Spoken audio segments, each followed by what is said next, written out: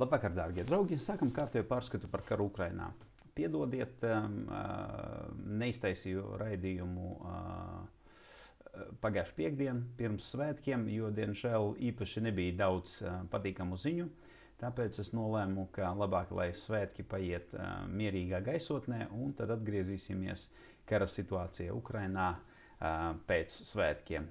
Tagad arī par to parunāsim, un, kā jūs saprotat, atkal galvenais mērķis un galvenās kaujas mums izvēršas pie Avdijevkas. Bet viss pēc kārtas, kā parasti nedēļas sākumā, sākam ar laika prognozi, un tā laika prognoze izskatījās pagājušā nedēļa. Tā izskatās tagad, kā mēs redzam, lietus pārvērtās lietu un mitrā sniegā, un to daudzums ir būtiski mainījies un, diemžēl, mainījies uz negatīvo pusi, kas nozīmē, ka lietus un mitrais sniegs līs, un tā būs daudz. Diemžēl, ja mēs paskatāmies prognozi 2 nedēļu griezumā, tā situācija ir vēl sliktāka, arvien mazāk un mazāk varēs izmantot tehniku, bet, gadījumā, ja mēs runājam, ka Krievu armija grib manevrēt un kaut kur uzbrukt, šajā gadījumā, ja Ukrainai ir aizsardzības pozīcijas, tas ir pozitīvi. Bet, principā, tā izskatās ceļi Ukrainā. Te mēs redzam iestrēgušo mašīnu un iestrēgušo karavīru, un pamazām ziema arī atnāk uz Ukrainu, un tad atsevišķos rajonos mēs jau redzam, ka tie ir pilnīgi pārklāti ierakumi Ukrainas armijas, kas ir pilnīgi sniegā. Kā mainījās situācija kaujas laukā? Šī ir situācija, kā tā izskatījās nedēļu atpakaļ. Tagad tā galvenā izmaiņa, par ko mēs jau zinājām, ka tas notiks, Krievu armija ir ienākusi Avdijevkā. Nedaudz, mazliet pāris kvartāli ir ieņemti Avdijevkas dienvidos, bet situācija attīstās, diemžēl, negatīvā virzienā.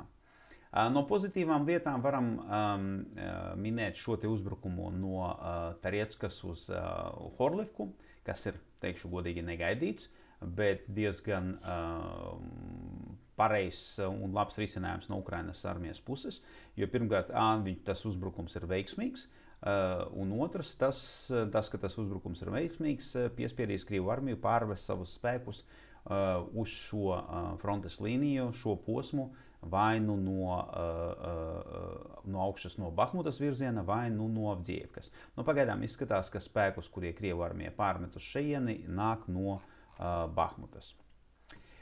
Apšaudes. Sākam ar Ukraiņiem. Ukraiņiem izdevās uzbrukt elektrosadales stācijai, kura tad paralizēja un atstāja bez gaismas uz noteiktu laiku 6 reģionus Kurskas apgabalā. Krievu armija uzbruka rūpnīcām Harkivā, Mirgaradas lidlaukam, kur tad tika mēģināts iznīcināt Ukraiņu armijas lidaparātus, kā arī uzbrukumi degvielas krājumiem Odesā un arī 2 aviācijas bāzēm Kanatava un Starkonstantinava. Vēl no pozitīvām ziņām ir informācija, ka Ukraiņi ir saņēmuši 3000 jaunos dronus, tā saucamās viņu dronu armija, kur tad dronu skaits tiek papildināts, un tad tas ļaus Ukraiņiem turpināt savus dronu uzbrukumus arī turpmākās nedēļās un mēnešos. Ir vēl viena svarīga ziņa, par kuru gribētos parunāt atsevišķi. Tā ir informācija par to, ka Ukraiņu pilots ar Su-27 lidmašīnu ir pārlidojis uz Krieviju un padevies Krievijam. Kas notiek, ko mēs zinām šobrīd? Mēs zinām, ka visu Krievu telegram kanāli un oficiāli informācijas avoti šo ziņu ir izplatījuši.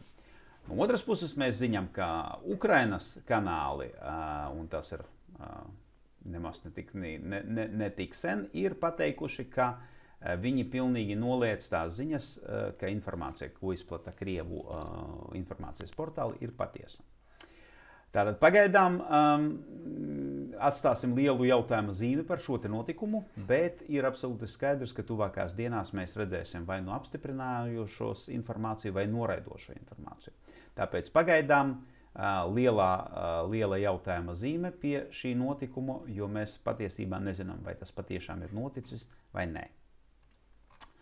Virzamies tālāk pie Melnā jūra un Krima. Šeit divas uzbrukumu dienas. 16. mēs redzam 3 dronus, kuri tad uzbruka Krimai, un tad nākošajā dienā, 17. mēs redzējām kombinēto uzbrukumu, kur redzējām gan dronu, gan Neptūna raķešu uzbrukumus, gan pašai pussalai, gan Sevastopolē, un pēc tam uzbrukumu ar ūdens droniem, un arī laivu, kura tad arī bija Ukraiņu armijas karavīri, kuri tad mēģināja virzīties Sevastopoles virzienā. Nu, diemžēl šeit nav ziņojumi par kaut kādiem veiksmīgiem uzbrukumiem šeit. Toties Himars uzbrukums Briļivkas virzienā bija veiksmīgs, un te ir iznīcināti 2 Krievu armijas objekti, kuram tad Himars lādiņi ir trāpījuši.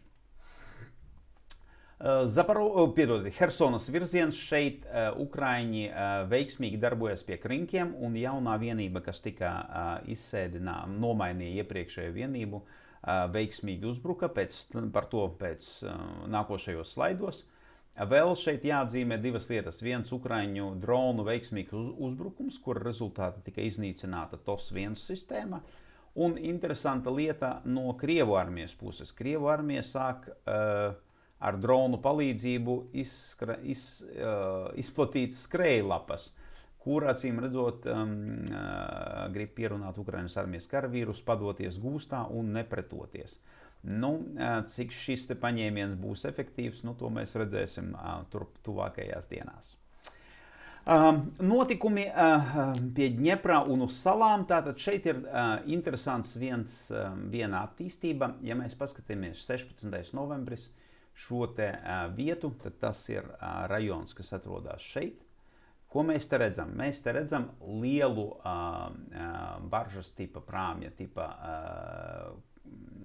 kuģīti, kuršu tad Krievu artilērija apšauda. Un tad vairākas, un tad mēģina noslīcināt to, un neveiksmīgi. Tātad, bet šeit nekādas desanta operācijā nenotika. Pēc tam 18. novembrī mēs redzam līdzīgu objektu jau šitien te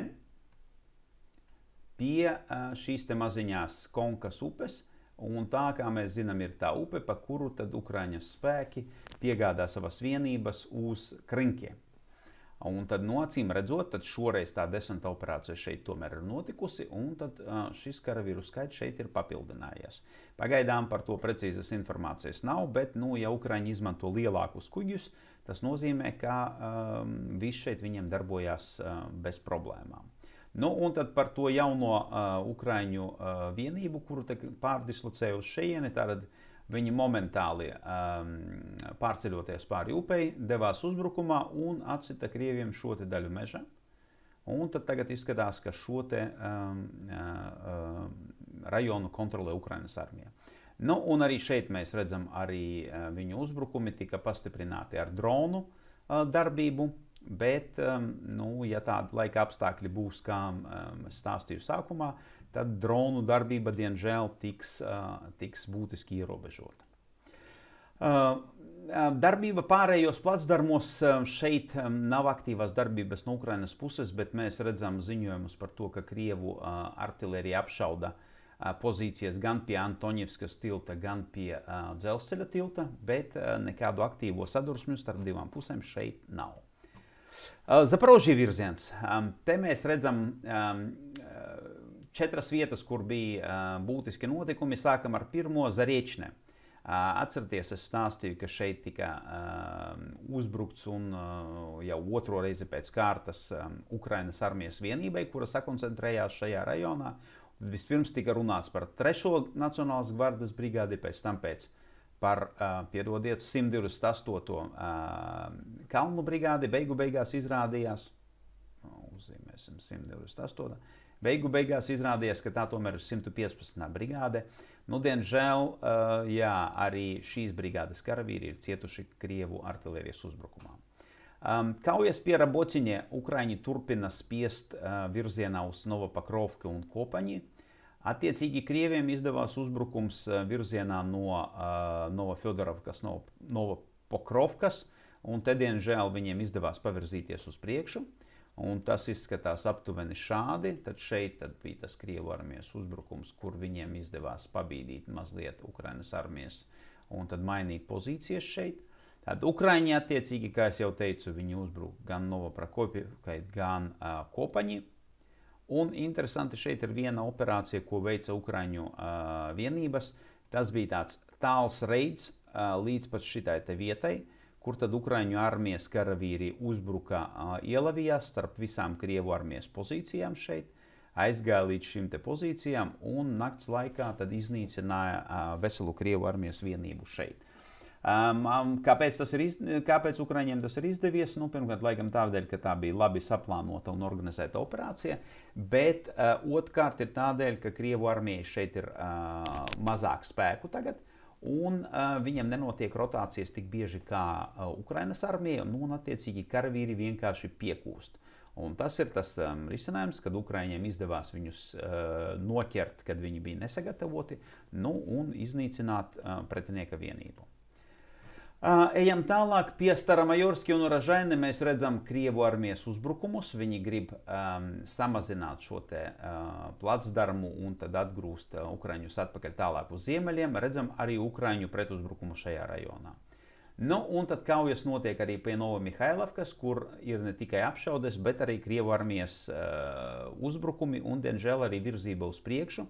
Un pie Novomihailovkas tas izskatās aptuveni šādi. Šeit tad bija tas Krievu armijas uzbrukums, un tā ir tā teritorija, ko viņiem tad izdevās ieņemt.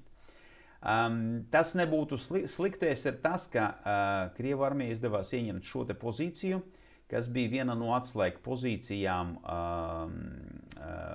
Ukrainas armijas aizsardzības līnijā šajā virzienā. Un vēl divas aizsardzības pozīcijas ir šeit, tā saucamais Zviriņets. Un tad tas, ko Krievu armija mēģina tagad izdarīt, viņa mēģina ieņemt arī šo te pozīciju. Nu, un ja šī pozīcija arī tiek ieņemta, tad, protams, viņi sāks jau pašas Novomihailovkas šturmēšanu. Avdievka, diemžēl, spriežot pēc tā, cik daudz sarkanās krāsas mēs šeit redzam, nekas īpaši labi šeit neattīstās, situācija ir sarežģīta. Vienīgās pozitīvās ziņas mums iet no virzienā Tariecka-Gorlovka. Šeit Ukraiņu armijai izdevās pavirzīties uz priekšu un viņi nostiprinājās. Tūlīt pastāstīšu tad detaļas par šo uzbrukumu. Diemžēl citur gan ziemeļos, gan centrā, gan dienvidos, gan arī atkal Mariinkā mēs redzam, ka Krievu armija diemžēl virzās ļoti lēni, bet tomēr virzās uz priekšu. Pie Mariinkas interesanti, ka tika atzīmēts, ka viņi atkal ieņēmuši pozīcijas, kuras pēc visiem datiem jau sen bija Krievu armijas rokās, kas nozīmē, ka kaut kur pa vidu bija pazuduši ziņojumi par to, ka Ukraiņi ar savu pretuzbrukumu atguva šīs pozīcijas. Tagad mēs atkal redzam, ka Krievu armija pavirzies uz priekšu. Šajā virzienā ir tādas divas interesantas lietas, kuras ir nav viņas pavisam jaunas, mēs tās vēl redzējām, bet tagad mēs redzam to lielākā apjomā. Pirmā ir, Krievi sāka izmantot savu tehniku, lai vienkārši atmīnētu teritoriju ap Avdievku, un te mēs redzam Krievu armijas MTLB mašīnu, kura tad virzās šādā virzienā, un te mēs redzam karavīru, kurš lec ārā no mašīnas un bēg atpakaļ. Un tad tā mašīna virzās uz priekšu un uzbrauc uz mīnas un tad uzsprāgs. Un tādā improvizētā atmīnēšanas veidā Krievu armija cer tikt cauri Ukrainas mīnu laukiem. Otrā interesanta tendence, un tā nāk gan no Krieviem, gan no Ukraiņiem, un tā saucās trakie tanki. Jo gan no vienas, gan no otras puses mēs redzam atsevišķās tankus, vai pāris gadījumi bija, kad tās bija kaujinieku mašīnas, Bredlī, kad atsevišķā mašīna vienkārši pārgalvīgi iebrauc sāģā, šauj pa labi pa kreisi, uzbruk dažādiem objektiem un pēc tam atkāpjas. Pārsteidzošā veidā šī taktika darbojās diezgan veiksmīgi, jo to izmanto gan Krievu, gan Ukraiņu armija, un tad tādi trakie tanki sāk parādīties arvien vairāk un vairāk. Bet atgriežamies pie situācijas, tātad virziens Gorlovka, virziens Tariecka-Gorlovka, ko mēs šeit redzam. Pirmkārt, Ukraiņi atkal veica vienu ļoti labu operāciju, un visdrīzāk viņi ir noķēruši Krievu armiju vai nu vienību nomaiņā, vai nu guļot, vai nu viņi bija piekusušie, nezinu, kas ir par iemeslu, bet ļoti veiksmīgs uzbrukums. Un tad Ukraiņiem sākotnēji izdevās ieņemt šo terikonu. Nākošajā dienā viņi turpināja uzbrukumu, un tad šī teritorija pārgāja viņu kontrolē. Un tagad tiek runāts, ka šī zona, šis terikons un šī zona ir pelēkajā zonā, bet visdrīzāk izskatās tā, ka arī šo teritoriju kontrolē Ukrainas armija. Krievu armija mēģināja veikt pretuzbrukumu šeit virzienā uz Šumi, neveiksmīgi, un šobrīd viņiem neizdodas likvidēt Ukraiņu virzību uz priekšu šeit, un tas prasa papildus resursu pārsūtīšanu uz šo rajonu. Jā, diemžēl tagad pie Avdijevkas šeit ir situācija sarežģīta. Mēs redzam, ka Krievu armijai ir virzība uz priekšu šeit no Krasnogorivkas uz ziemeļiem. Viņiem izdevās pavirzīties arī ziemeļos, un viņi iegāja Dači rajonā, un viņiem ir virzība divās vietās šeit dienvidos. Tad kas tie? Jā, un tad vēl viena lieta, ko mēs redzējām pagājušajā brīvdienās, ir Krievi masīvi izmanto dronus uzbrukot Ukrainas konvojiem un atsevišķām mašīnām uz Arlovkas Avdijevkas ceļa. Un šis ceļš ar vien vairāk un vairāk sāk atgādināt Avdijevkas Bahmutas apgādes ceļiem, jo tā situācija šeit ir sarežģīta.